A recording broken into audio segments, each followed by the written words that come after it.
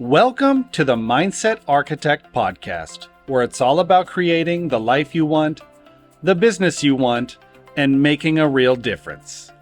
Join us in unlocking the code to true success. And now your host, Tony Caliendo, Master Coach with reTHINK Coaching.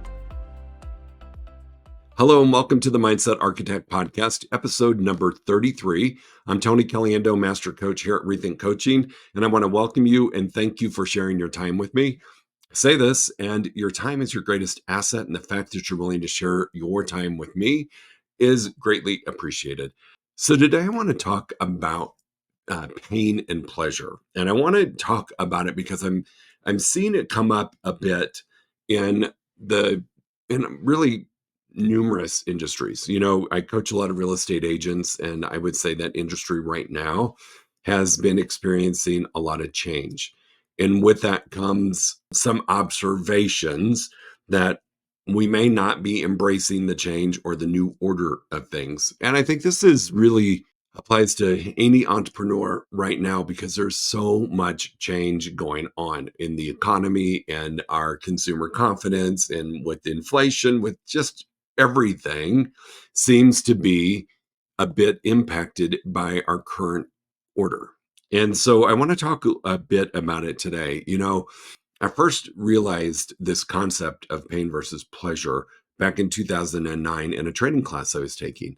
And I found it to be really interesting because if you think about it, right, if you just think about the basic concept as human beings, we tend to move away from pain and towards pleasure.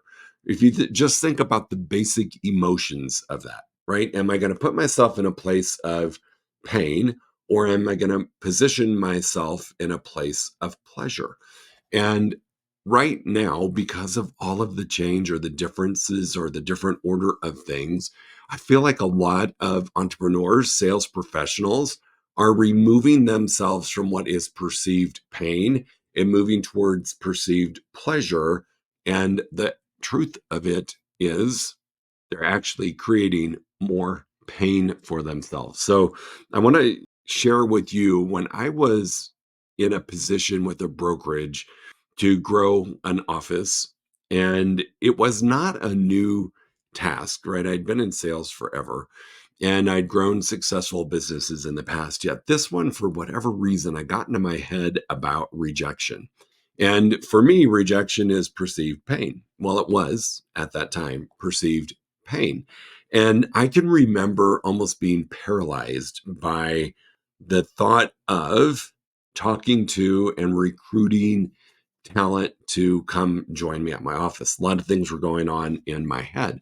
But I can remember when it was brought to my attention and I started to have some observations. You know, I'm doing this because if I avoid rejection, then I feel better about myself. So versus doing what I really needed to do, make calls, do visits, set up appointments, go on appointments, I was busying myself with things that just felt better. Spending time with the agents who are already in my office, spending time going to great meetings with other sales professionals, building my confidence about my skill set. All of those things made me feel really good. So I was, in a sense, and unconsciously moving away from the activity that I felt like was going to cause me pain, the actual activity of working on recruiting talent to my office. And I put my energies in a place of pleasure. Now, here's the fascinating thing.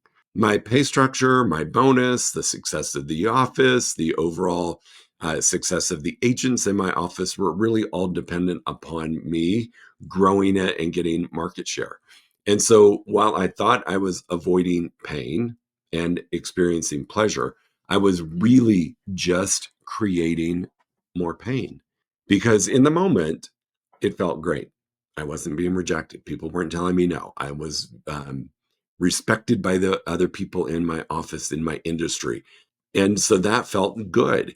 Yet at the end of the day, at the end of the week, when I would do my report of the achievements I accomplished for the week, those were not what really needed to be done. That feel good stuff was not what needed to get done. And when I looked at it, what I realized was I was creating myself a world of so much more pain. my income, my position, my overall success. That was painful. That was painful. And the impact I was having on the people who were dependent on me. I was an owner investor, yet there was other owner investors, and one in particular that had a significant investment in the office. And I was creating a situation that was not favorable to them and myself. So I think a lot of times we feel really good in the moment that we've moved away from pain and moved into pleasure. So let me give you an example. And there's a great exercise of 4 questions you can ask yourself. So I want to run through this. And before I do that, I want you to have a really honest moment with yourself and ask yourself, what things are you avoiding because they make you uncomfortable? They worry you that you might fail, that you may not look good or be right if you were to step out and do something and fail, that would be so painful and crushing to you that you would die. I say that jokingly. I haven't seen anybody die from some failure. But honestly, really spend some time with yourself and get real about this. Where am I avoiding a perceived pain? Is it in my lead and my sales? Is it in my follow up? Is it in having those difficult conversations with the clients that I'm already working with because some things have changed and we need to make some adjustments? Am I avoiding that pain? And really sit with it and ask yourself that. And once you've identified it, then I want you to slide into this exercise of asking yourself 4 really powerful questions. And I'm going to go through the questions first, and then we'll look at an example. And I think it may turn on some light bulbs for you to realize that you are avoiding taking the true action needed to take to be successful.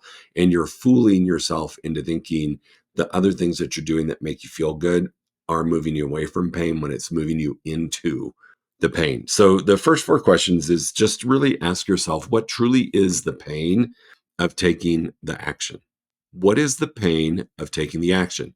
And I'm going to say this, what is the perceived pain, right? Because it's a thought that you're having or that you're creating around this. So what is the pain or perceived pain of taking the action? That's question number 1. Question number 2, which is where we're going to find out what we've been doing instead of, is to ask yourself, what is the pleasure if I don't take that action? So what am I moving towards that makes me feel good in the moment? What's that pleasure? Because I've avoided doing one thing to do something else. So what's the pleasure of not taking the action of the thing that you perceive as being painful? The third question is, what's the cost of not doing the action? What is it truly costing you? Financially, physically, mentally, what is it costing you? And really sit with that. And then ask yourself the very last question, well, what would the gain be if I actually took the action? So those are the 4 questions: pain of taking the action, perceived pain, pleasure of not taking the action, cost of not doing the action, and then what would I gain if I actually took the action? So let's go back to the example that I was talking about earlier. I was brought into this position to grow an office, to grow it with talented salespeople. And I really was, when I look back on it and when I had the aha moment for myself, I was having this pain of taking the action. What was I making that mean to me? That perceived pain was rejection. What if I reach out to some of my peers in the same industry I was in, asking them to come and join me, and they reject me? That was so incredibly painful because I was making it mean something so much bigger than they just said no. In my mind, it was making me question my position.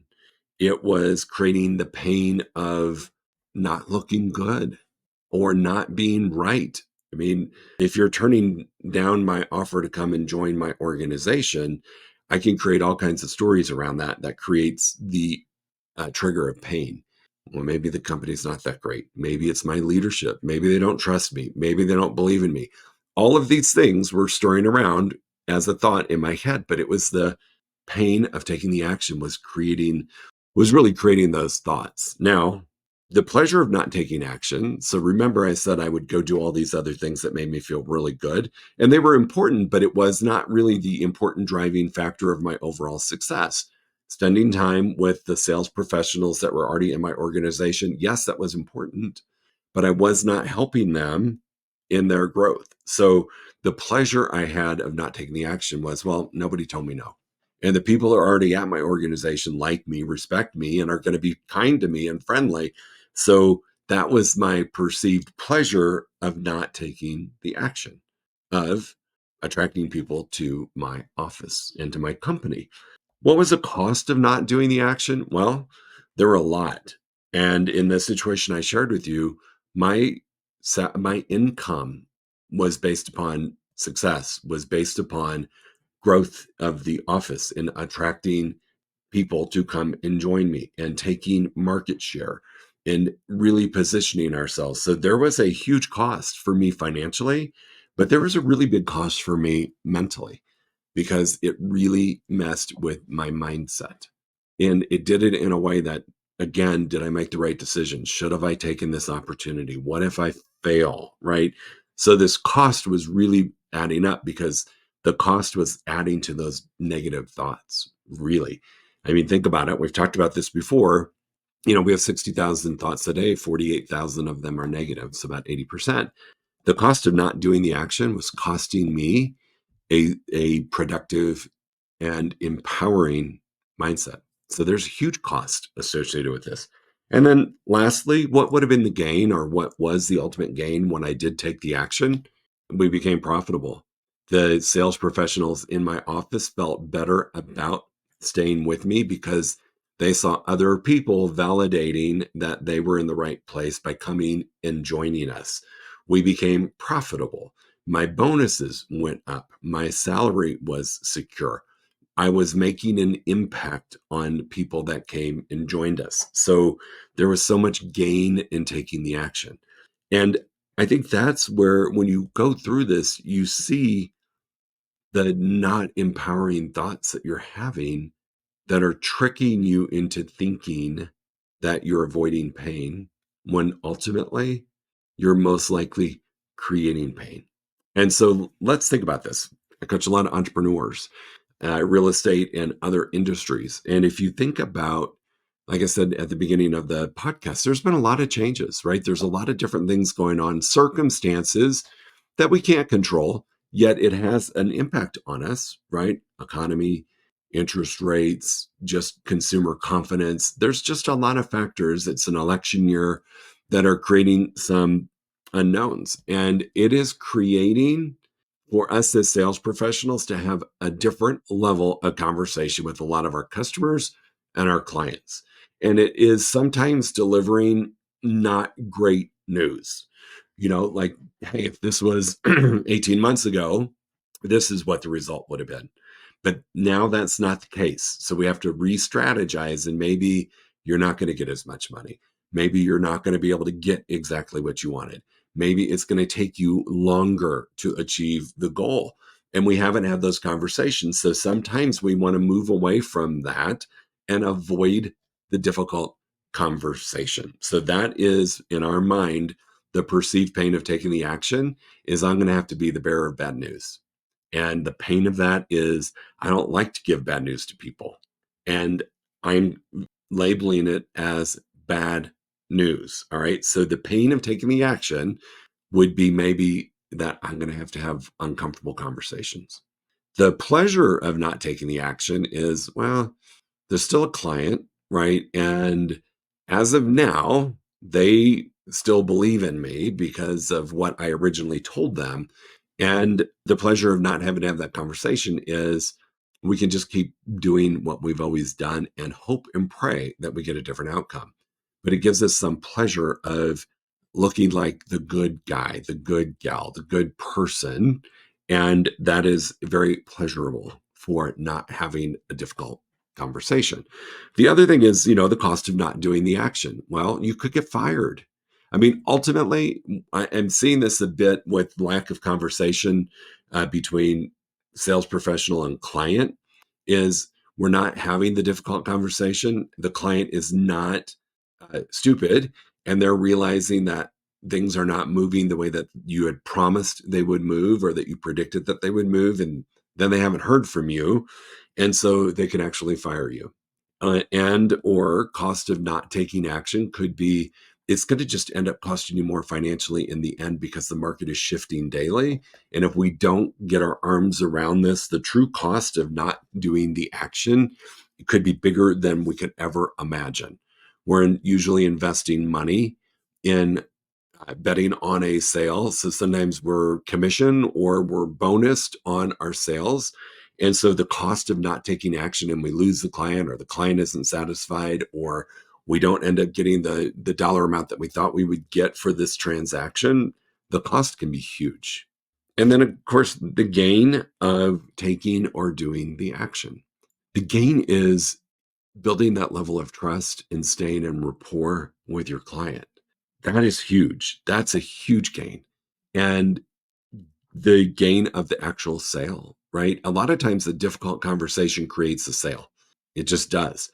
And we can look at it as a difficult conversation. We can label it as a bad conversation. We can do whatever we want, but it's really more of an honest conversation. So the gain of having that conversation with client can be significant.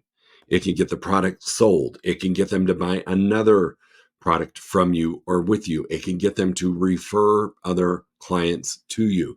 The gain of having a difficult conversation, which is the example that I'm going through right now, gain is they they respect you and they appreciate your truth and your honesty. It's big. So those 4 questions I want you to really, really get real and get right with, because what I'm experiencing now as a coach is we're avoiding the difficult conversation. So we're avoiding that pain, perceived pain.